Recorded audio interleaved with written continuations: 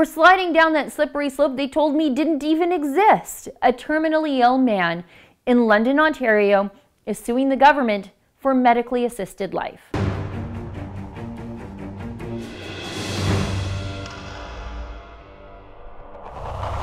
Roger Foley, he's dying. The 42-year-old is suffering from a progressive, incurable neurological disease called cerebellar ataxia.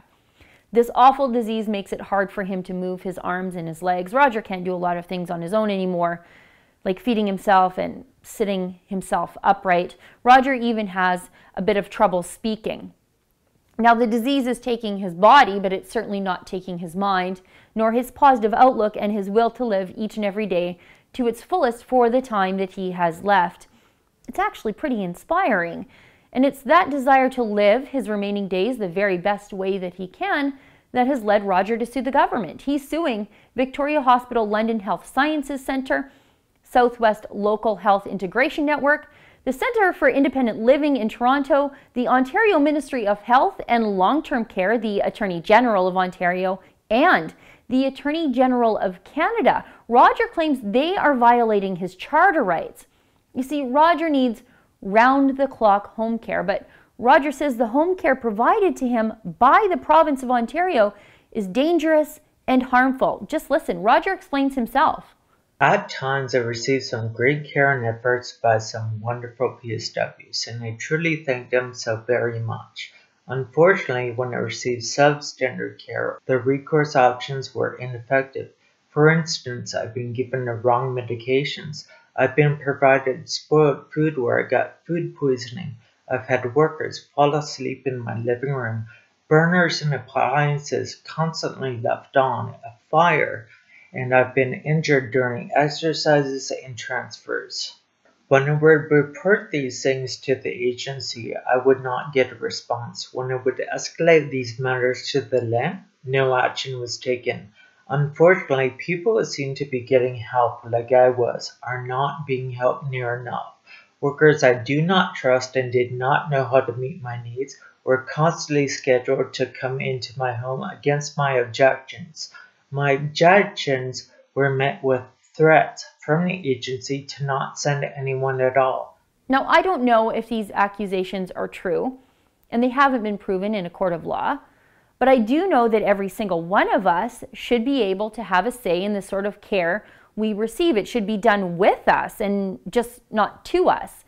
And that's all Roger really wants to do. He wants to take the funds the province would give him for what he claims is their substandard home care and then direct it to somewhere that he thinks is more competent.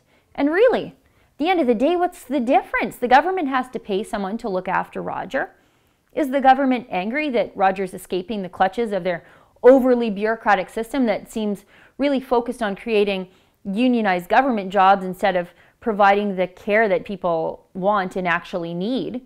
The province of Ontario declined Roger's request to direct his own home care, but they did offer Roger something else. Because he is terminally ill, Roger Foley qualifies for medically assisted death in Canada.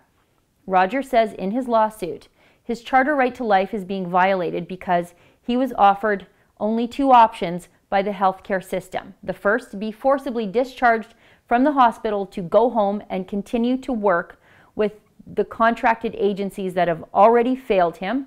And the second was to receive medically assisted death. Roger has refused both options, and he claims that he's been threatened with an $1,800 per day hospital bill if he doesn't leave.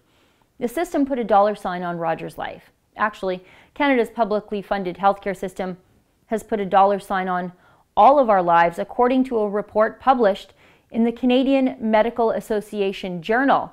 Doctor-assisted death could reduce annual healthcare spending across Canada by between $34.7 million and $136.8 million. How chillingly ghoulish.